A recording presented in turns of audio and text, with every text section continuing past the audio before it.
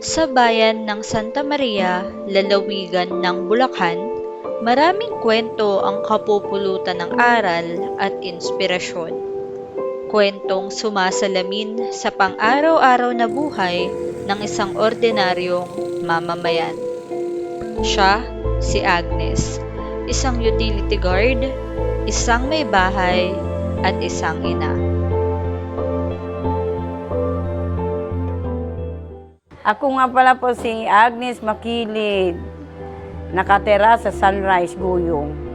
Nagtatrabaho po ako sa ICI bilang utility, bilang guard, lahat na pong trabaho. Lingid sa kaalaman ng marami na ang trabahong ito ay di lamang panlalaki. Nag-i-start ako 2018. Kilala ako nung pamangkin ni attorney si Boss Mian, yung pamangkin niya. Kaya ako yung nakapunta sa ICI. Tapos inalok ako na magtrabaho. Kung gusto ko daw mag-utility. O di ginawa ko, sabi ko, oo naman, wala akong trabaho eh. Sila ang mga bayaning nagpapanatili sa kaayusan at kalinisan ng pasilidad at tumitiyak sa kaligtasan ng bawat tao sa institusyon. Nung nag-pandemic, bawal yung mag-isa kayo sa jeep, sa tricycle. Ang ginawa namin ng mag-asawa, bumili ako ng bike. Nagbabike ako. Dito sa may Sunrise, diyan sa kanto. Dire-diretso ako pag liko ng papuntang bayan. Na ako ng bike. Kasi may mga butas-butas pa, di ba? Yung sikmura ko dito, parang nagsikmuraan ako, laki ng basa ako. Di alintana ang panganib na dala habang siya'y nasa lansangan. Masiguro lang na maitatawid ang kanilang pang-araw-araw. Akala ko mabubundol ako ng motor. Kasi hindi ko ng bike. Yung preno, nakalimutan ko may preno pala. Naisip ko na lang yung nadisgrasya na ako. Kaya, ayun, natingga ngayon yung namin, yung bike. Salamin ng kasipagan at dedikasyon upang maitaguyod at matustusan ang pangangailangan ng buong pamilya.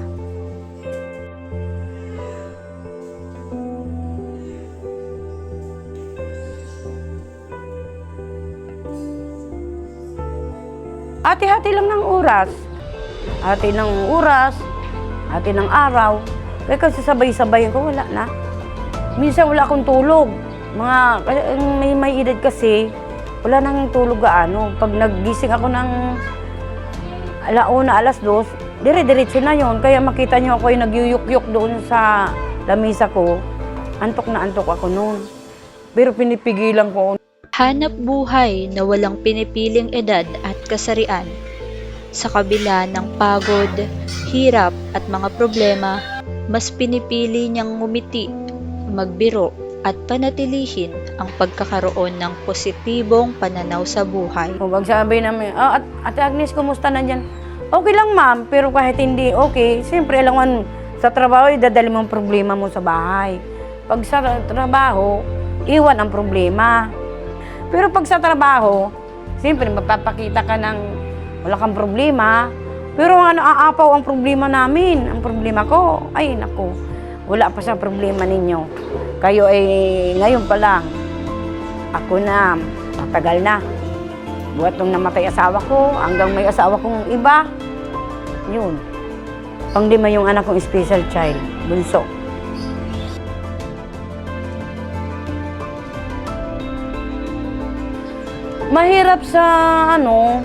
Mahirap sa masarap. Kasi siyempre, naasikasuhin mo pa lahat.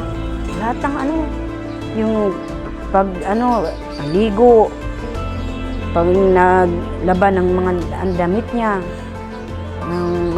magpapalit siya ng, kasi nagkakaroon na eh. Ako ang minsan itong anak ko, mabuti nga kamo, itong anak ko, kahit papano, katabi ko. Ako po yung anak ni Agnes Makilid, pangatlo po sa magkakapatid. Nag-work siya kasi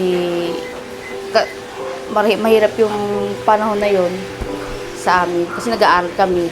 Tapos may special child pa kaming kapatid. Doon. Kahit nung nanganak siya sa amin, pinaka-greatest na sacrifice niya yung nanganak siya sa amin na kambal. Mahirap yun kasi kambal kami. Wala siyang katuwang. Simula kasi yung namatay yung papa ko. Siya yung nag-work, siya yung nagtrabaho sa amin. Siya yung nagsakripisyo, lahat. Pag papasok siya sa trabaho, aasikasuhin niya muna yung kapatid ko, yung special child. Bago siya pumasok, aasikasuhin niya muna. Bibigyan niya ng pagkain.